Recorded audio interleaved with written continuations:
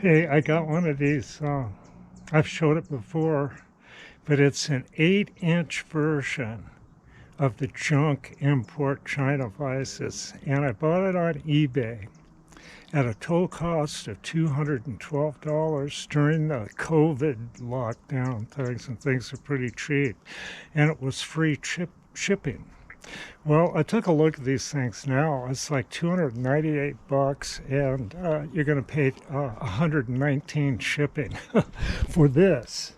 And this is a copy of a Kurt, but it's no Kurt. Look at the exposed screw there. Look here at this end. There's nothing there. It's hollow. You know, and I put a load on this with a 6-inch vise handle, and it moved about 3/1000ths of an inch, you know, that way. So you get these companies, and you don't know this unless you have a channel. And I've had a couple of them so far, and even got a third one. Now I'll tell you that these tool reviews are scams. They're absolute crap. And that's because before anyone will send you any tools, they want you to sign a contract and agreements on how you're going to review those tools. And I like tools, and I'm thinking about getting just a battery screwdriver. I don't have one. So far I haven't bought one. I've used them on the job when I was working for a contractor and stuff like that. But they're always going through some changes, and I think they were like 12 volt back then or something. I don't know. Now they got to be 100 volt. I don't know. But I haven't bought many electric power tools except for a small electric chainsaw and a weed eater. And both those are Husqvarna, and they're really nice, and I got them really cheap, except for I found out replacement batteries are about 300 bucks. So I got 2 batteries with 2 tools on a special sale thing over here at the Cascade farm store. And I think that was during the COVID thing too. Stuff was actually pretty cheap. Now stuff's a lot more expensive. In fact, so much more expensive they don't sell much of that stuff anymore. And what I was gonna say, I was looking for a screwdriver, you know, just a little battery screwdriver thing. And I was looking at this tool review, and this guy reviews tools and stuff. I go, I don't know. It's kind of not real clear, and I kind of poked around on his deal, and he says he's being sued or threatened to be sued for reviewing some sort of tool. And then I made a comment about what contracts did he sign to review those tools, and he immediately deleted it. And that is because it's a job, I guess, you know. I think there's a lot better reviews out there. You have to search around for tools and stuff other than, you know, video venues, let's say. You know, you might just poke around on the internet and find other sources before you spend money. That's what I'm going to do. Do I buy it DeWalt? Do I buy it Milwaukee or what, you know? What am I going to buy? But I'm not going to buy anything for a while because I don't have enough money. But eventually I will. Now, the reviews, you sign an agreement. You sign a contract with these outfits. And that's why I'm not doing any tool reviews, because I refuse to sign any contracts. Why in the hell should I sign contracts? And why in the hell should I do tool reviews? Because they don't make the tools anymore that I use.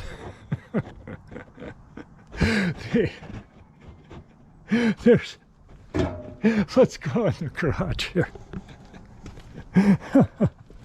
There's only one tool that I use that I can think of, or a device, is this American rotary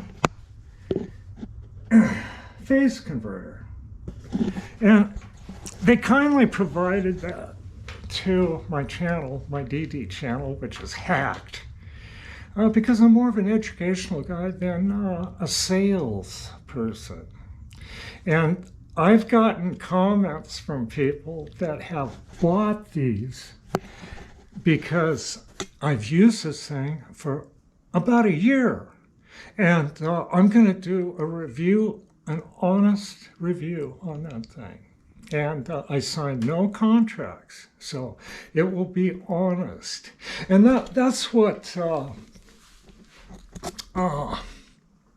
the problem is you get into this revenue thing, and it corrupts you. It can't help to. And you can't sell shit on these venues like this one without signing contracts. That's just all there is to it, unless you're selling your own stuff. Now, let me say this about that. You can see the tools I use around here. Look at that. How long is it? I've had one of these. Starrett 123, I believe. Master Vernier calipers. And it's like they don't wear out, and they take a beating, And the dial calipers over there, I got an old Starrett I've had for 30 years, and it keeps working, And these, I got a Metatoyo there, that's very good. This is their better one for a mechanical dial caliper. And I don't really care for the digital calipers. I found it kind of handy. I had a Metatoyo one, but someone stole it on a job. That's the way it goes, isn't it? But and they left the dial caliper I had that was sitting there too. Well, so the tools that I'm using, a lot of them are no longer made. So that's why one of the reasons that I asked for donations, because there's absolutely no revenue for me. And I'm not going to sell, I don't care if it's a foreign country or a company or a domestic company. Some of the junk is absolute garbage. Rob bought some of it, never used it, and sold it in his sale. And I can tell you how to kind of identify the stuff that doesn't work very well. It's usually anodized aluminum. That's a good start, yeah, Most tools made out of anodized aluminum aren't very good at all. And I don't really have anything. I think the most modern aluminum tool that I have is over here. What a clutter. A delightful clutter for me here. Where is it? And there it is. This is like the counterfeit copy of the real American tool. But these things work, I had to replace all the little bushings in it. Looks like it's going to fall apart on me. I think that's the newest aluminum tool that I have, and I will say that those things work pretty good. I kind of like it around the jig bore. But there's some of these things that are absolutely ridiculous. I'm going to throw in vise stops, center alignment gizmos, and all that stuff. Buy what you want. But I'm telling you, that's the stuff that ends up in the junk pile in professional shops. But what doesn't end up in the junk pile? Well, some junk piles is a tool and cutter grinder. And you will find in no junk pile the old tool Rotodecks. I like this antique stuff. Some of it's very, very rare, like that Rotodecks. And perhaps this. That's quite a sight. You don't see that very often. Yeah. It really doesn't need any advertising or promotion, does it? Okay, I thought I'd just throw in this thoughts about commercial sales. And so once you sign these contracts to sell this stuff, well, I said that nice, didn't I?